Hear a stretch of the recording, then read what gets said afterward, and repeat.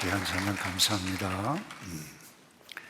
우리 2020년 한 조사에 의하면 우리 한국 사회의 기독교에 대한 신뢰도가 31.8%였는데 2년이 지난 22년 신뢰도 그 통계에 의하면 18.1%로 뚝 떨어졌습니다. 여기에는 코로나 팬데믹 상황에서 일부 교회가 현장 예배를 고집하던 이와 같은 것들 때문에 일반인들에게 눈살을 찌푸리게 하는 이유가 작용했다고도 볼 수 있습니다. 교회가 장에 인기가 있었던 적은 단 한 번도 없었습니다. 왠가하면 삶을 추구해가는 삶의 가치와 방식이 다르기 때문에 그렇습니다. 그렇지만 1세기 로마 제국 그 핍박하에서도 그 문헌에 의하면 예수를 믿고 따라가는 그 그리스도인들은 정말 그들은 서로 사랑하는 사람들이다, 이런 평가를 받았습니다. 다르지만 신뢰를 잃지 않았다는 의미입니다. 여러분, 성도는 윤리적일 뿐만 아니라 고상한 성품까지도 우리가 지녀야만 합니다. 이유는 딱 하나입니다. 우리 아버지 하나님이 굉장히 윤리적이실 뿐만 아니라 그 성품이 사랑 그 자체이시기 때문에 그렇습니다. 그래서 이 하나님께서 자기 백성들에게 주신 말씀이 오늘 읽은 이 말씀입니다. 1절에 그리고 하나님께서 이 모든 말씀을 하셨습니다 라고 시작했는데, 우리가 아는 이 십계명이죠. 일방적으로 주신 것이 아닙니다. 그 당시 이 말씀을 받기 전 무렵에 이 이스라엘 백성들은 두려워했어요. 모세, 당신이 직접 받아서 우리에게 전달해 주시오 라고 하면서 이 이스라엘 백성들이 하나님 앞에 약속을 합니다. 그게 출애굽기 19장 8절에 이런 말씀이 있습니다. 백성들은 다 함께 응답하여 말하기를 여호와께서 말씀하신 대로 우리가 말씀만 하시면 다 행하겠습니다. 모세는 그들의 대답을 여호와께 가져갔습니다. 이렇게 기록해 가고 있습니다. 말씀입니다. 이 계명은 약속서로 언약의 계명이라고 하는 것입니다. 그런데 이 계명은 하나님을 위해서 주신 것이 아니라는 것입니다. 자기 백성들을 위해서 주신 하나님의 말씀이라고 하는 것입니다. 그래서 그 하나님 말씀하신 그 하나님이 어떤 하나님인가, 이것을 제대로 알고 그 어떤 의도로 이 말씀, 이 계명을 주셨을까, 이것 이해하게 되어질 때에 이뤄가고 있는 우리의 윤리 도덕 문제뿐만 아니라 지난 주까지는 말씀을 나누었습니다마는 생명을, 조회라고 하는 생명을 얻은 하나님의 백성이 풍성한 삶을 누려갈 수 있게 되어질 것입니다. 여러분, 이 계명을 주신, 이 말씀을 주신 하나님이 어떤 분입니까? 약속을 지키시는 하나님이심을 모세 그리고 이스라엘 백성들에게 역사적으로 말씀을 해가고 있는 것을 보게 됩니다. 2절에 특별히 이렇게 말씀하죠. 나는 너를 이집트에서, 애굽이죠, 종살이하던 집에서 이끌어낸 너, 내 하나님 여호와다. 이 말은 너가 종살이했는데 끄집어낸 내가, 다시 말해서 특별한 사랑의 관계에 있다라고 하는 것을 강조하시면서 이 역사적으로 어떻게 해서 이렇게 되어졌는가 설명을 하고 있습니다. 여러분이 아시다시피 80세 먹은 노인 양치기 모세, 호렙산에서 불타는 떨기나무를 보고 접근했을 때에 하나님의 사자를 통해서 구체적으로 주시는 말씀을 듣고 이렇게 기억하고 있어요. 가까이 오지 마라, 스탑하라, 거룩한 곳이다. 그리고는 바로 하신 말씀이 여호와의 사자를 통해서 이 출애굽기 3장 6절에 나는 내 조상의 하나님, 곧 아브라함의 하나님, 이삭의 하나님, 야곱의 하나님이다고 말씀합니다. 아브라함 하나님, 다시 말해서 아브라함과 관계 맺고 아브라함과 약속을 했는데 오늘 너를 통해서 그 약속을 지키겠다고 말씀하셨는데, 여러분 아브라함과 맺은 이 약속이 창세기 15장에 구체적으로 이렇게 나옵니다. 5장 13절에 보면 여호와께서 그에게 말씀하셨습니다. 이 그는 아브라함입니다. 너는 분명히 알아라. 너 자손이 다른 나라에서, 이집트죠, 나그네가 되어서 그들을 섬길 것이다, 종살이 할 것이다는 거예요. 400년 동안 그들은 내 자손을 괴롭힐 것이다. 그러나 내가 내 자손들이 섬기던 그 민족을, 애굽 이집트 민족입니다, 반드시 심판할 것이며 그 후 내 자손이 많은 재산을 갖고 나올 것이다. 이렇게 약속했는데 그 약속한 것이 모세 때 그 당시 백성들을 고난당하고 있었던 백성들에게 행하겠다고 역사 가운데 친히 현현하셔서 말씀하셨다는 거예요. 이 놀랍지 않습니까?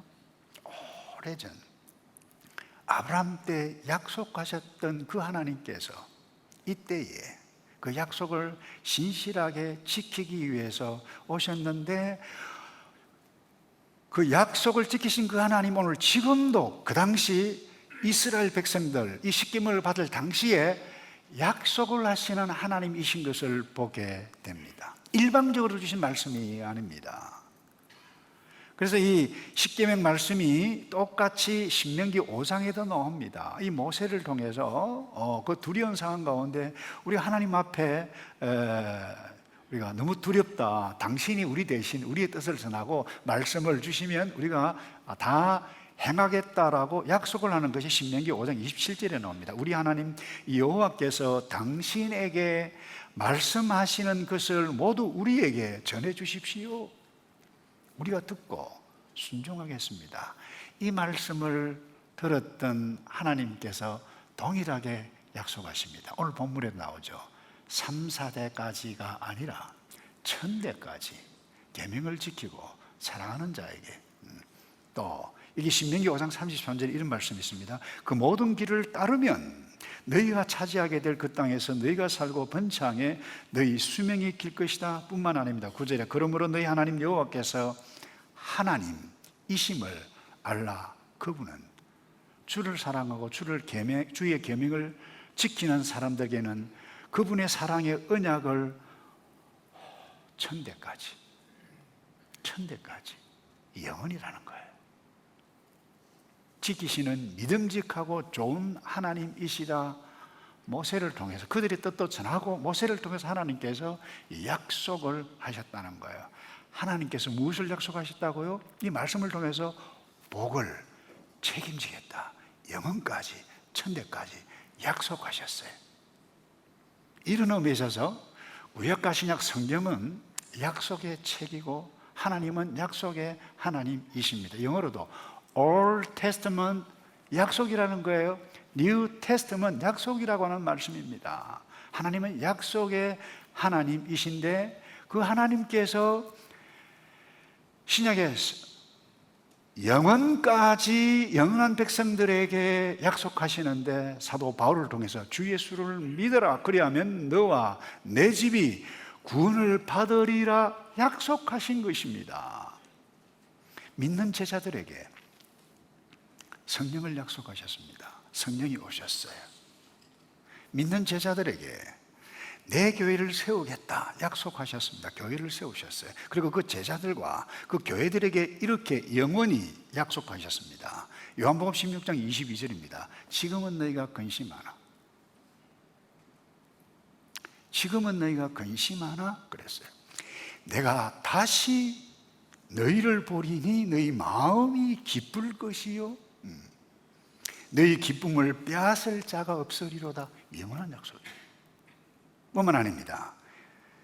그 제자 교회 성도들에게, 자기 백성들, 사랑하는 백성들에게 요한복음 16장 33절에 이것을 너희에게 이르는 것은 너희가 내 안에서 평안을 누리게 하려 함이라. 세상에서는 너희가 환난을 당하나 잠시 동안은 핍박도 당하고 어려움도 당하고 실패도 당하고 환난을 당하고 무시도 당할 것이나 담대하라. 내가 세상을 이겼노라. 여러분, 이 약속을 믿으십니까? 이 약속을 믿으셔야 돼요.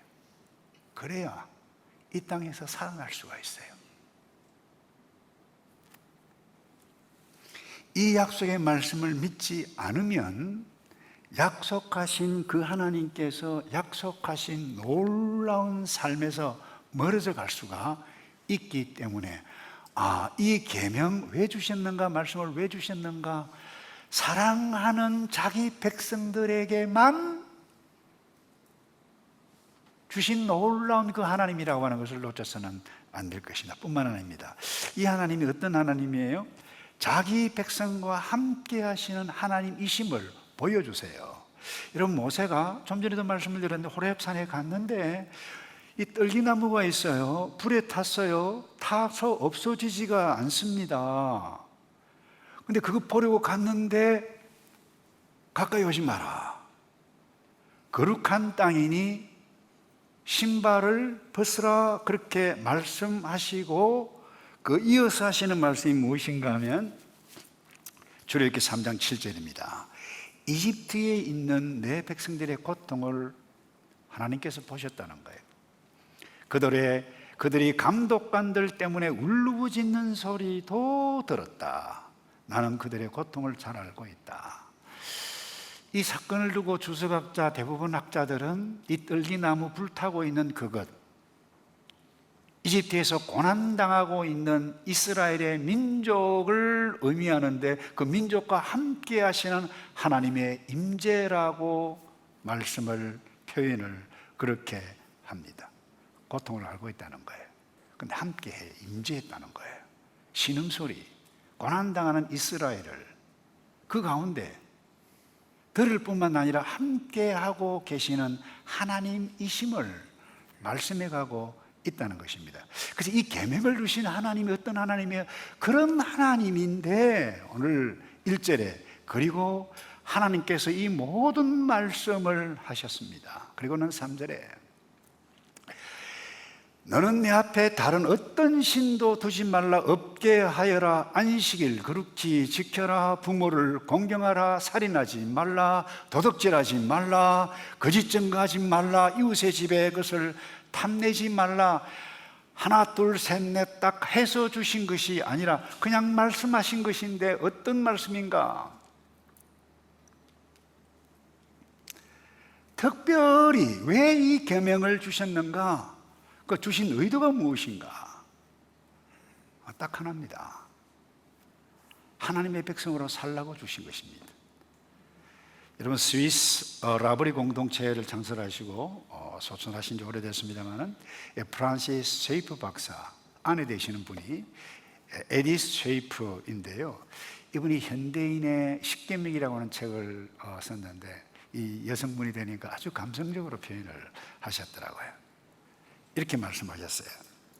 고양이가 이 자기 밥그릇에 있는 우유를 혀로 날름날름거려서 먹고 있는 것을 어린 아기가 보고 자기도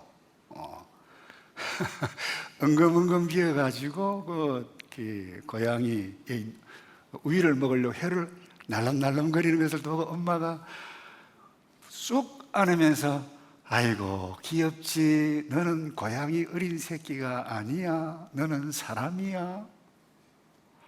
하나님께서 이렇게 하시면서 귀엽지, 넌 애굽의 종이 아니야, 바로의 종이 아니야, 종살이하는 노예가 아니야, 하나님의 자녀야 라고 하시면서 주셨던 말씀이 뭐예요? 이 말씀 다시 말해서 고양이 어린 새끼, 어제 애굽의 노예로 사는 것이 아니라 하나님의 백성으로 살 수 있도록 주신 사랑의 메시지가 뭐예요? 이 말씀이라고 하는 것입니다. 그 다음 두 번째, 어떤 의도로 주셨는가?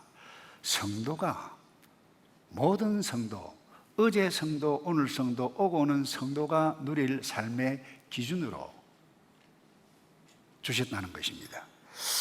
여러분, 십계명은 구약에 그 이스라엘 백성들에게 준 것이지 오늘 신약에는 그 의미가 없습니다. 이렇게 율법도 폐기됐고 계명도 폐기되었다. 율법 폐기론자가 신학자 어제 있었고 오늘도 그와 같은 영향을 입은 사람들이 적지 않게 있습니다. 그렇지 않습니다.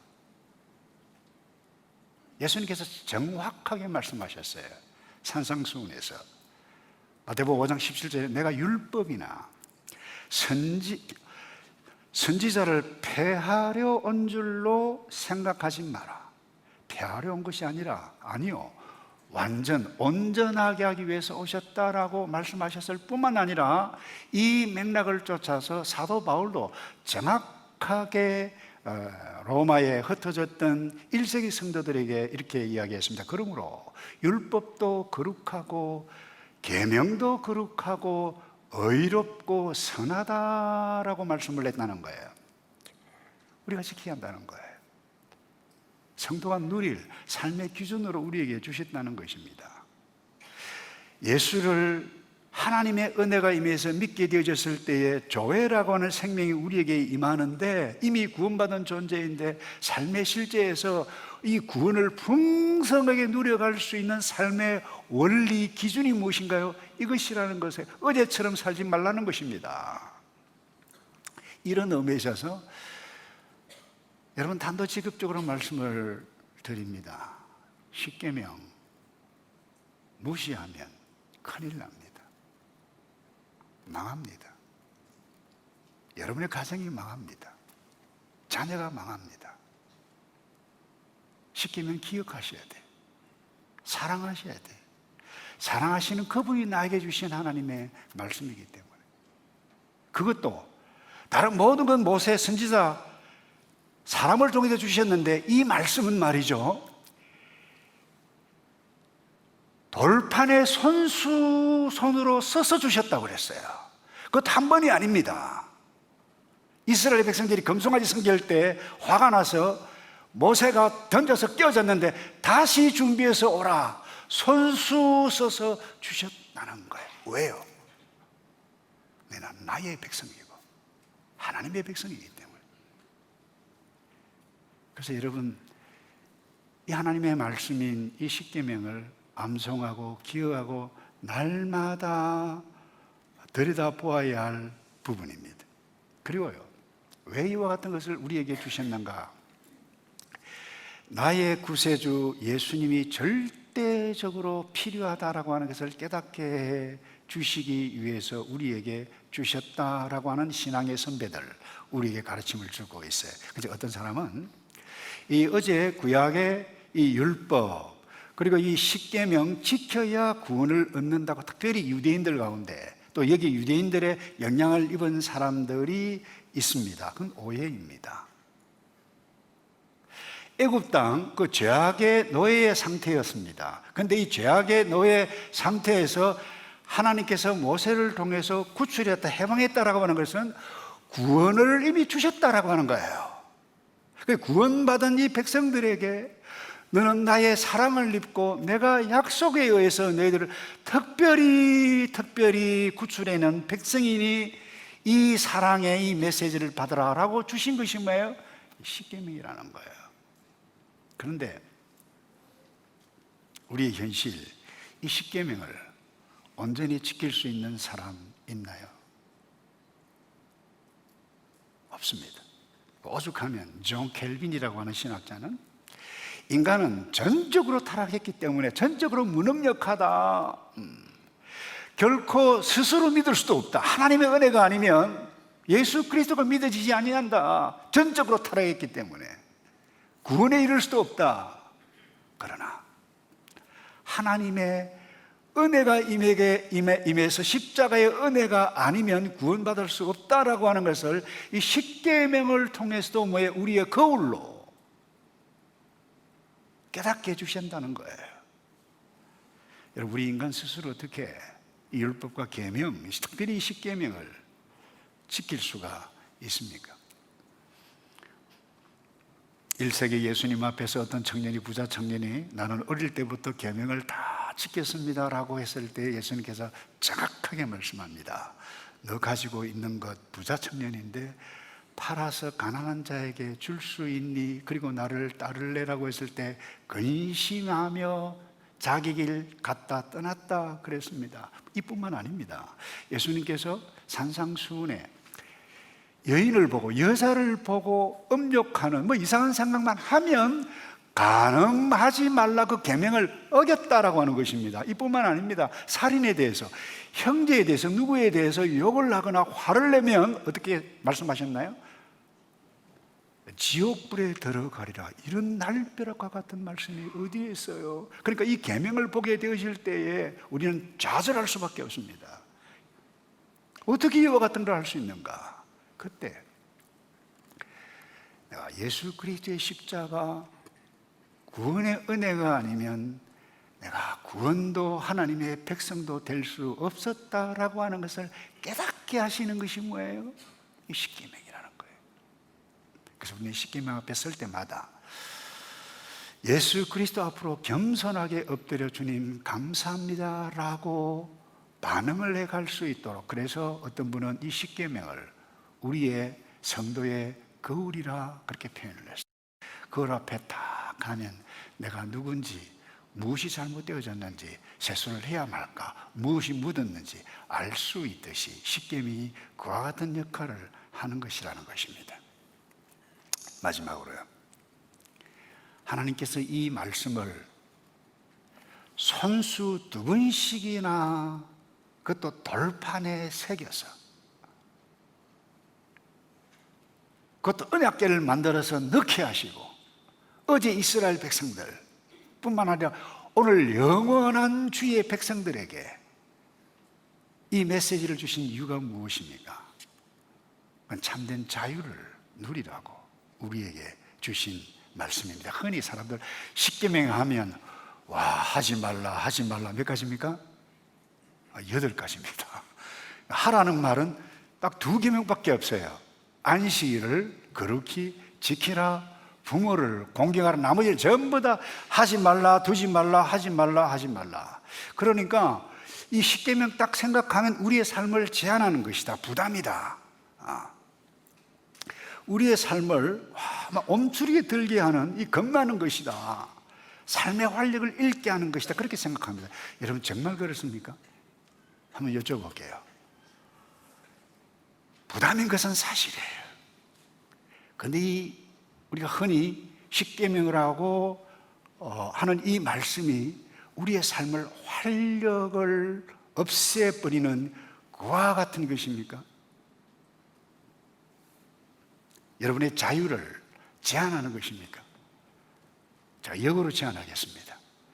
여러분 마음대로 한번 살아보세요. 이 계명 거꾸로 한번 살아보세요. 어떤 일이 일어나는지. 부모를 공경하라고 그랬는데 부모를 한번 거역해 보세요. 어떤 일이 일어나는지. 평상시에는 몰라요.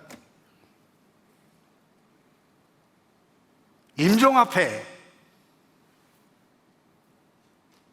부모를 거역했던 아들, 딸, 아이고 잘 죽었다 그렇게 할까요? 인간이 아닙니다, 그것은. 여러분들이 하고 싶은 대로 간음을 해보세요. 거짓말을 해보세요. 자녀 앞에, 부모 앞에 거짓말 한 번이라도 하면 그것이 고통이에요, 올무예요. 하나님께서는 자기를 그렇게도 사랑하는 자기 백성들에게 주셨던 것이, 너는 어제 애굽의 종이 아니야, 새 사람이야, 조회라고 하는 생명을 지니고 있는 나의 백성, 내가 사랑하는 사람, 너는 참된 자유를 이 땅에서 뿐만 아니라 영원히 살 수 있는 복된 길, 행복의 길, 이것을 않고 십계명을 사랑하고 십계명을 기억하고 십계명을 암송하고 날마다 십계명을 거울 삼아 쳐다보게 되실 때에 우리는 자유를 얻게 되어질 것입니다. 말씀을 맺습니다. 여러분, 오늘 읽었던 십계명은 이 행복만을 위해서 어제 살았던 바로 애굽 백성들 정확하게 심판하셨습니다. 무엇에 의해서요? 약속에 의해서. 그 심판받기 위해서 태어난 민족들이 아닙니다. 끊임없이 거역에서요, 자기 행복만을 위해 살았어요. 그 결과 심판을 받았습니다. 그러나 하나님의 은혜 안에 있는 자기 백성들, 은혜로 구원하시고 새로운 삶의 길을 주신 그 사람들에게 내가 진정 자유의 길, 진정 복된 행복의 길이 무엇인지를 우리에게 보여 이 길은 생명의 길입니다. 이 길은 우리가 살 길이고 희망의 길이고 우리가 이 길 붙잡지 않으면 망할 길, 생명의 길을 우리에게 보여주셨는데 여러분 이 생명의 길을 걸어가시는 저와 여러분 되시기를 주님의 이름으로 축복합니다. 기도하겠습니다. 아버지 감사합니다. 우리를 사랑하셔서 자기 백성 삼으셨는데 우리 위해 주신 이 말씀 붙잡고 윤리적으로 사랑의 자체이신 하나님 닮아가 우리의 삶이 풍성한 삶이 되어져 갈 수 있는 그 길, 생명의 길 선택해가며 예수 그리스도 뒤따라가는 우리 모두이도록 복을 내려 주시옵소서. 예수 그리스도의 이름으로 기도하옵나이다. 아멘. 우리 다 같이 일어나셔서 우리 주가 주신 생명의 길 우리 찬송하겠습니다.